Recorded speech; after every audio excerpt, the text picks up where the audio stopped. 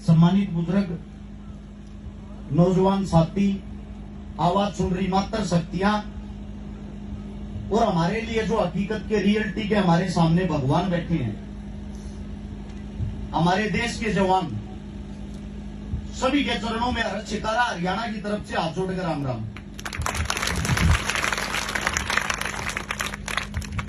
अब मेरे से पहले सर जी जो बातें बता रहे थे कि एक बात सुन के मेरा रोम रोम खड़ा हो रहा था। यहाँ पे बोलने में भी झिझक पैदा हो रही है। पहली बार ऐसा हुआ, लगभग पिछले 10 साल में 3700 से ज्यादा प्रोग्राम मैंने राजस्थान और हरियाणा के अंदर कर लिए। पहली बार ऐसा हुआ है जब जहां भी मेरे देश के जवान होते हैं, इनके सामने बोलने में थोड़ी झिझक इसलिए पैदा होती है। हकीकत तो यह है, अगर रियलिटी का कोई हिंदुस्तान के अंदर भगवान है, एक तो इस देश का जवान, एक इस देश का किसान, जिनके कारण हम अन्न खाते हैं। सबसे पहले अन्न खाने से पहले उस किसान का धन्यवाद करना चाहिए जिसने हमारी थाली के अंदर वो अन्न पहुंचाया।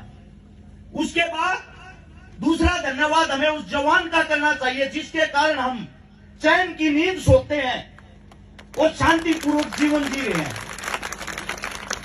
एक छोटी सी बात याद आ गई मेरे को भी सर की बात सुन के। बहुत साल पहले मैंने एक छोटी सी हिस्ट्री पढ़ी थी। 1941 के अंदर जिस वक्त हम गुलाम थे, 19 अगस्त को हिंदुस्तान के अंदर एक शेर ने जन्म लिया था जिसका नाम था जसवंत सिंह रावत। और इस बात को मैं ये चाहता हूं मेरे प्यारे बच्चे थोड़ा गौर से सुने।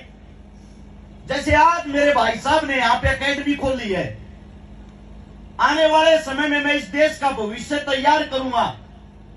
ऐसे ही जसवंत सिंह रावत नाम का जो लड़का था, वो उत्तराखंड के पौड़ी का था।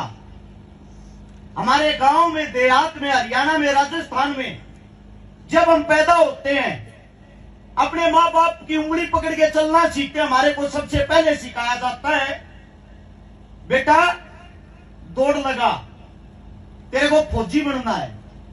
पहला सब हरियाणा और राजस्थान के अंदर यही सिखाया जाता, बेटा मेहनत कर, दौड़ लगा,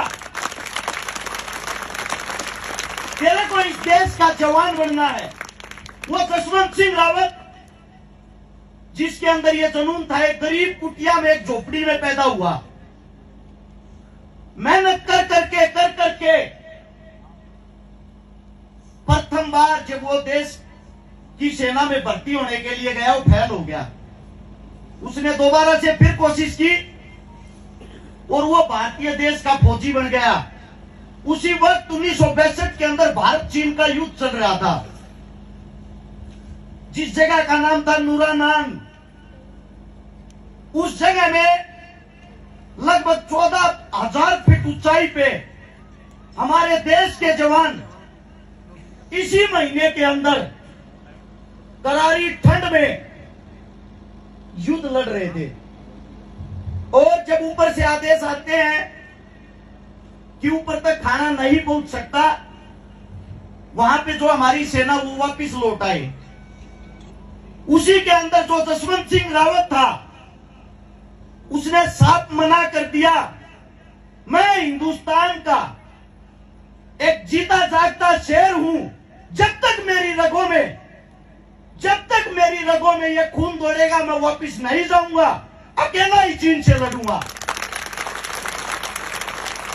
आज इसी महीने के, आज से 11 दिन पहले, यानी कि 17 नवंबर को वो शेर, वो हिंदुस्तानी शेर आखिरी के 72 घंटे, यानी कि भूखा प्यासा लगातार 3 दिन अकेला इंसान पूरे चीन से लड़ता रहा और चीन के 300 जवानों को अकेले इंसान ने मार गिराया। अब आप लोग बताइए, क्या आम आदमी कोई ऐसा काम कर सकता है? अगर हमारे लिए भगवान ये नहीं है तो और कौन है? लेकिन दुख इस बात का है, हमारे जो बच्चे युवा हैं, जो आजकल सोशल मीडिया का सहारा लेते हैं, फेसबुक चलाते हैं, इंस्टाग्राम चलाते हैं। आप लोगों को बता दूं, आप लोग सबसे ज्यादा किन चीजों को देखना पसंद करते हो? सलमान खान, सनी लियोन, उनसे क्या शिक्षा मिलती है हमारे को?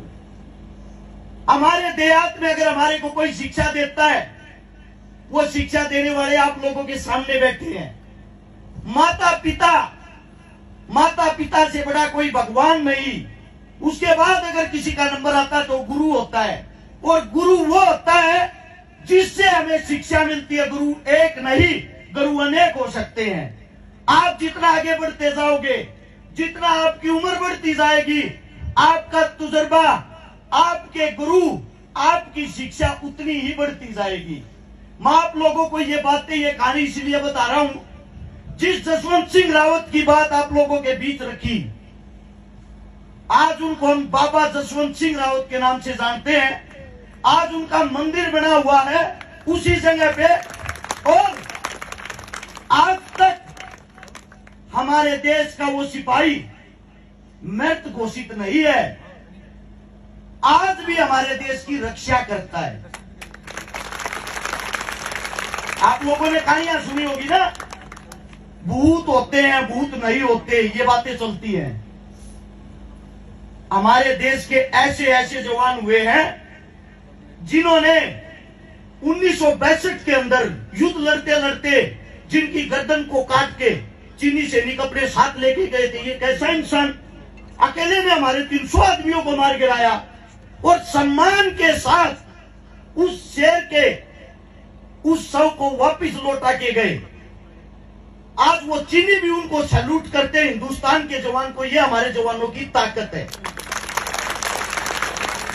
अगर आप यहां आए हो, हमारे सामने जो जीते जागते भगवान है, मैं आप सभी से इतना ही कहना चाहूंगा, इनके अंदर से कुछ न कुछ गुण सीखकर ही अपने घर वापिस जाएं। आप ही का बच्चा हूं, आप ही का बेटा हूं।